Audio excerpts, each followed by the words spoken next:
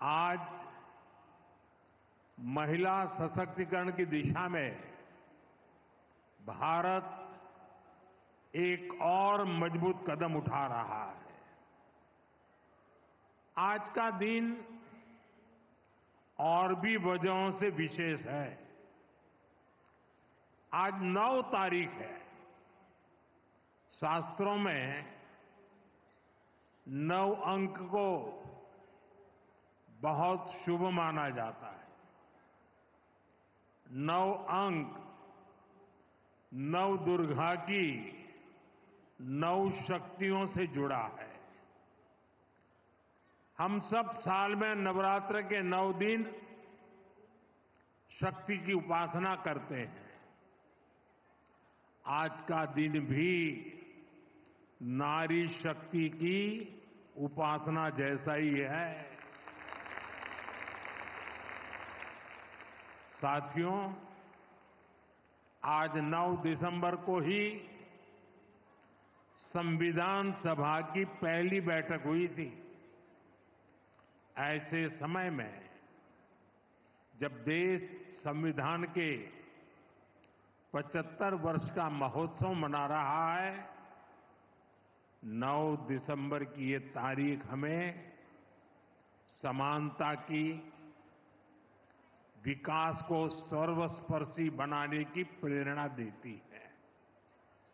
साथियों, विश्व को नीति और धर्म का ज्ञान देने वाली महान धरती पर आज के दिन आना और भी सुखद है।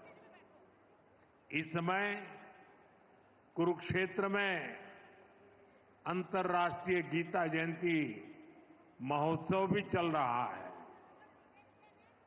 मैं गीता की इस धरती को प्रणाम करता हूं, नमन करता हूं। मैं पूरे हरियाणा को, यहां के देशभक्त लोगों को राम राम करता हूं। हरियाणा ने एक है तो सेफ है इस मंत्र को जिस तरह अपनाया, वो पूरे देश के लिए उदाहरण बना है। साथियों, हरियाणा से मेरा रिश्ता, मेरा लगाव किसी से छिपा नहीं है। आप सभी ने हम सभी को इतना आशीर्वाद दिया। लगातार तीसरी बार हरियाणा में भाजपा सरकार बनाई। इसके लिए मैं हरियाणा के हर परिवारजन का वंदन करता हूं। सैनी जी की नई सरकार को अभी कुछ हफ्ते ही हुए हैं वैसे तो, और उनकी प्रशंसा पूरे देश में हो रही है। सरकार बनने के तुरंत बाद जिस तरह यहां बिना खर्ची, बिना पर्ची के हजारों नौजवानों को पक्की नौकरियां मिली हैं, वो देश ने देखा है। अब यहां डबल इंजन की सरकार डबल रफ्तार से काम कर रही है। साथियों, चुनाव के दौरान आप सभी माताओं बहनों ने नारा दिया था, महारा हरियाणा, नॉन स्टॉप हरियाणा। उस नारे को हम सभी ने अपना संकल्प बना दिया है। उसी संकल्प के साथ मैं आज आप सबके दर्शन करने के लिए आया हूं। और मैं देख रहा हूं, जहां मेरी नजर पहुंच रही है, माताएं बहनें इतनी बड़ी तादाद में। साथियों, अब यहां देश की बहनों बेटियों को रोजगार देने वाली बीमा सखी योजना की शुरुआत की गई है। बेटियों को भी यहां बीमा सखी के प्रमाण पत्र दिए गए हैं। मैं देश की सभी बहनों को बहुत बहुत बधाई देता हूं। साथियों, कुछ साल पहले मुझे यहां पानीपत से बेटी बचाओ बेटी पढ़ाओ अभियान शुरू करने का सौभाग्य मिला था। इसका सकारात्मक प्रभाव हरियाणा के साथ साथ पूरे देश में हुआ। अकेले हरियाणा में ही बीते दशक में हजारों बेटियों का जीवन बचा है। अब 10 साल बाद इसी पानीपत की धरती से बहनों बेटियों के लिए बीमा सखी योजना का शुभारंभ हुआ है। यानी हमारा पानीपत एक प्रकार से नारी शक्ति की प्रतीक भूमि बन गया है। साथियों, आज भारत साल 2047 तक विकसित होने के संकल्प के साथ चल रहा है। 1947 से लेकर आज तक के कालखंड में हर वर्ग, हर क्षेत्र की ऊर्जा ने भारत को इस ऊंचाई तक पहुंचाया। लेकिन 2047 के विकसित भारत के संकल्प की सिद्धि के लिए हमें ऊर्जा के ढेर सारे नए स्रोतों की जरूरत है। ऊर्जा का ऐसा ही एक स्रोत हमारा पूर्वी भारत है, हमारे भारत का नॉर्थ ईस्ट है, और ऊर्जा का ऐसा ही महत्वपूर्ण स्रोत है हमारे देश की नारी शक्ति, भारत की नारी शक्ति। भारत को विकसित बनाने के लिए हमें अतिरिक्त ऊर्जा, ये कोटि कोटि हमारी माताएं बहनें हैं, हमारी नारी शक्ति है, वही हमारी प्रेरणा की स्रोत रहने वाली है। आज जो ये महिला सेल्फ हेल्प ग्रुप है, बीमा सखी है, बैंक सखी है, कृषि सखी है, ये विकसित भारत का बहुत बड़ा आधार स्तंभ बनेगी।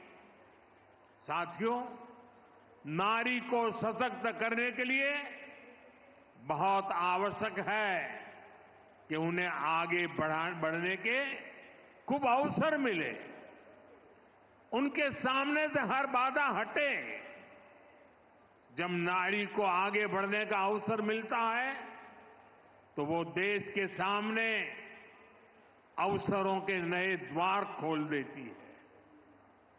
लंबे समय तक हमारे देश में ऐसे अनेक काम थे जो महिलाओं के लिए वर्जित थे। वहां महिलाएं काम कर ही नहीं सकती थी। भाजपा की हमारी सरकार ने बेटियों के सामने से हर बाधा को हटाने की ठानी। आज आप देखिए, सेना के अग्रिम मोर्चों में बेटियों की तैनाती हो रही है। हमारी बेटियां अब बड़ी संख्या में फाइटर पायलट बन रही है। आज पुलिस में भी बड़ी संख्या में बेटियों की भर्ती हो रही है। आज बड़ी बड़ी कंपनियों को और उसकी कमान हमारी बेटियां संभाल रही है। देश में किसानों के, पशुपालकों के 1200 ऐसे उत्पादक संघ या सहकारी समितियां हैं जिनका नेतृत्व महिलाएं कर रही है। खेल का मैदान हो या पढ़ाई का, बेटियां हर क्षेत्र में बहुत आगे चल रही है।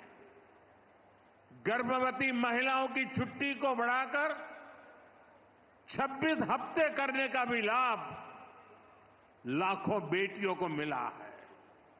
साथियों, कई बार जब हम किसी खिलाड़ी को मेडल पाकर गर्व से घूमते देखते हैं तो ये भूल जाते हैं कि उस मेडल को पाने के लिए उस खिलाड़ी ने उस बेटी ने बरसों तक कितनी मेहनत की है।